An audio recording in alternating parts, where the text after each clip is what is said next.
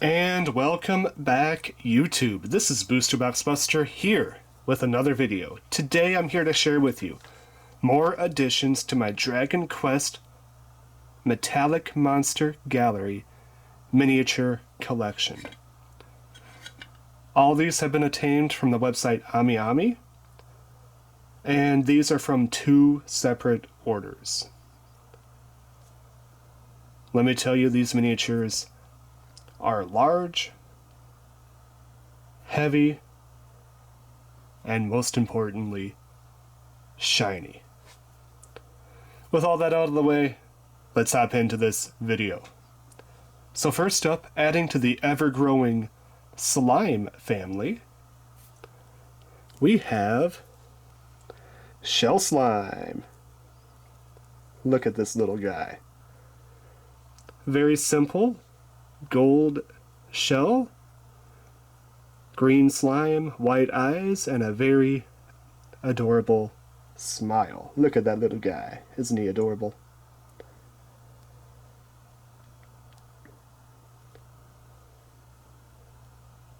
Almost looks like the golden poo on his back there.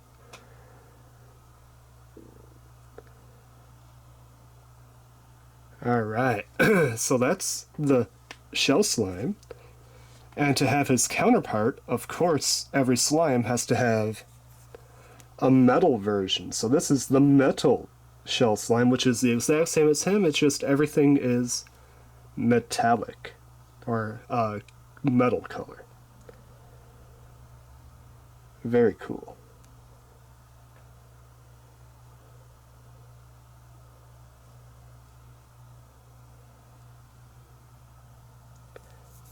And on the bottom, it does say Square Enix with a nice little felt pad so it doesn't completely tear up the shelf that it's being displayed on. Alright. So to join the Shell Slimes, we have the Angelic Slime. Very nice pink color with a nice golden halo. White opaque wings, which almost don't look metallic, the eyes, and of course the open smiley mouth.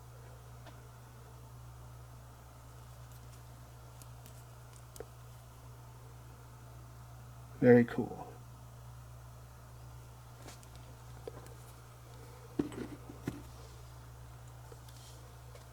And to go with the Angelic Slime, we have the Metal Angelic Slime. Another very cool piece. Sorry for the light glare. There's no way to make this video without some sort of reflective light glare.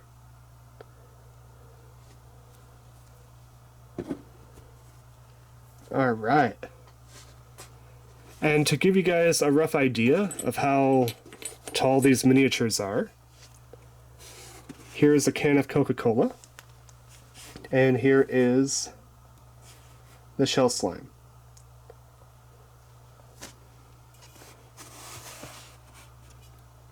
Roughly about the same width as a can of Coca-Cola, but much shorter. The Angelic Slime is actually just as wide and a little bit wider than a can of Coca-Cola, but much shorter.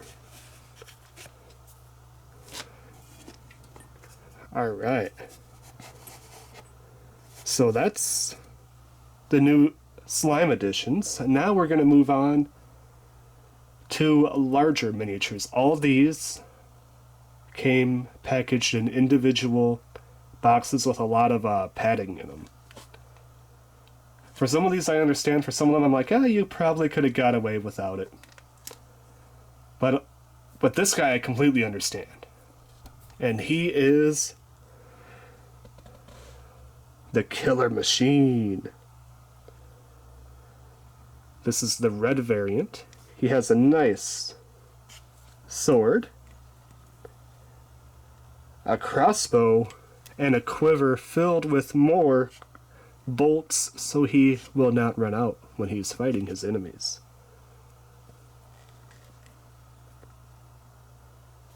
Got, of course, the little cannon on the little cannon nipple there, and his all-seeing eye. I love the little, like, rib details he has going on, the spikes on his shoulder pad. And I can understand why this is in a box, because these legs would be very susceptible to breaking, especially if it were to be dropped. Unfortunately, he does not have the padding on the bottom, so just be careful when you're moving him around on your shelf. Give a good all sides view here of the killer machine. Alright. And just so we have a frame of reference, here is the can of Coca-Cola again. Roughly about half the size, half as tall as a can of Coca-Cola. And a little bit wider if you consider all the his weapons.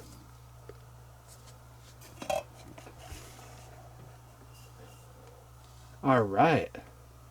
Next up we have my 3 newest editions that all came in on the same order. And this guy would almost be perfect for a Dungeons & Dragons miniature if it wasn't for the face. And that is the Great Dragon. Look at this guy. This would be a beautiful, like, metallic gold dragon or a statue of a dragon as dungeon dressing in Dungeons & Dragons if it wasn't for the bit of a goofy face he has. This guy is heavy, very dense. Like, if you were to throw this at someone and hit him right, they would probably knock him out cold.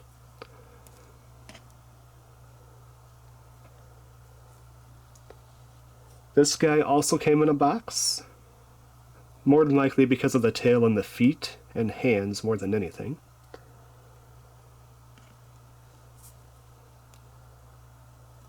Let's just take a look at that face, though.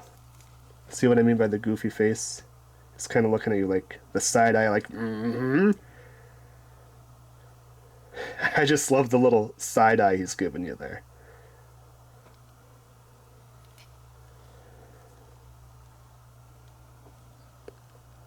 Does he not have an eye on the other side? Let me check. He does. Oh boy, it's just really hard to see. There it is. Look at that. Of course, he has some beautiful wings. Unfortunately, the tail, you could very easily see the seam where the tail attaches to the body. The arms are a lot more, the arms and legs are a lot more concealed, so are the wings. But that tail, that is a bad issue right there. See how, just see how bad that looks.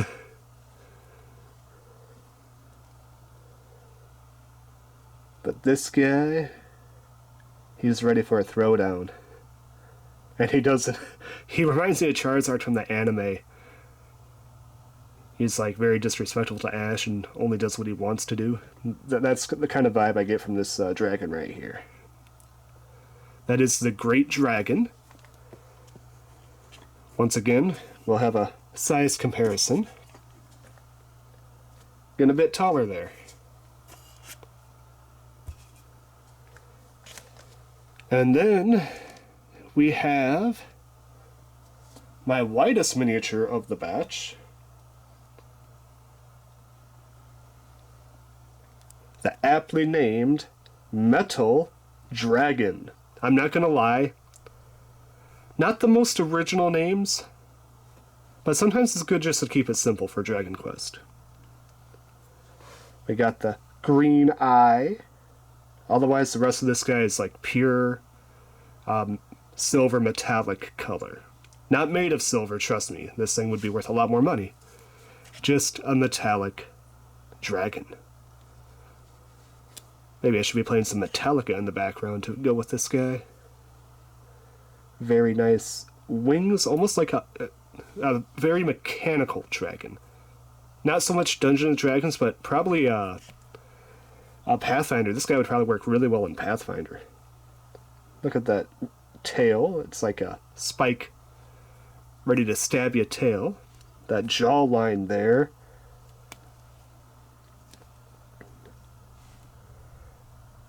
Almost looks like somebody took an excavator, like the digger from the excavator, and just snapped it to its jaw. Really cool.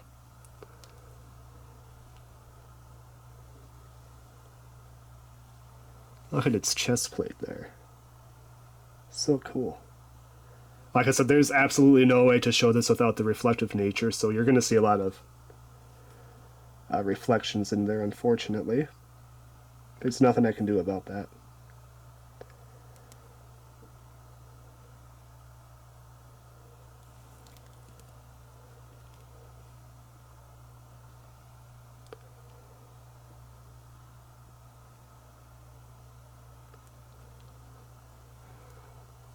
Alright, so that is the Metal Dragon.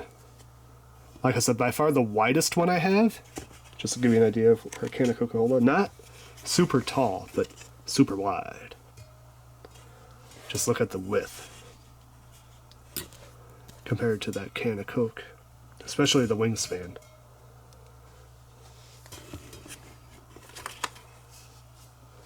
And for our final miniature showcase, this guy would be beautiful for either a giant Dungeons and Dragons villain or dungeon dressing. Works perfect for either. And we have Estar, or Esturk. I could see this guy being a giant, like, defender of a treasure room and like a wizard's dungeon, or a giant statue in like a middle of a town or a middle of a castle. Just absolutely great versatility for Dungeons and Dragons. But look at this guy. So much detail in the armor. For the mold. Holding the double blades. The blades are super shiny. And look at his face. Just look at it.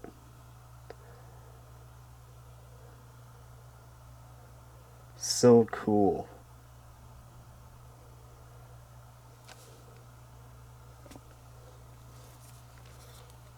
The back is pretty simple, but you don't see the back of this enemy too much in the games, so that's understandable. But the front is so cool looking. I absolutely love this miniature so much. This is by far my favorite one out of the collection. Out of all my Dragon Quest metallic monsters, this is by far my favorite one. No contest. And this guy's large and in charge too. Just look at him compared to the rest of the miniatures I have. Oh, and of course the bottom of the base, I forgot to show that. We got Square Enix. And he's kind of bolted to the bottom of the base because this guy is heavy. Just to give you an idea, this guy's probably almost as heavy, if not heavier, than the Coca-Cola can. And speaking of that, here's the size comparison.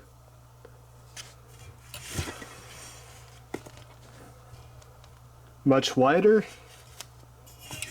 and when you go to the final length, it's probably about 3/4 as tall as a can of Coca-Cola. So with that concludes my Dragon Quest Monster Metallic Gallery pickup haul. This is also my very first video that I'm putting on the channel that is 4K resolution. I hope it turns out well for everybody. Let me know in the comments down below what your favorite miniature is from this particular pickup. You know mine, Estar, by far and away my favorite. Otherwise, it's a tie between the Great Dragon and the Killer Machine. I do plan to be sharing another round of these in the near future, so I hope you guys look forward to more Dragon Quest Metallic Monster Gallery. Until next time, this is Booster Max Buster, and I'm signing out. Peace.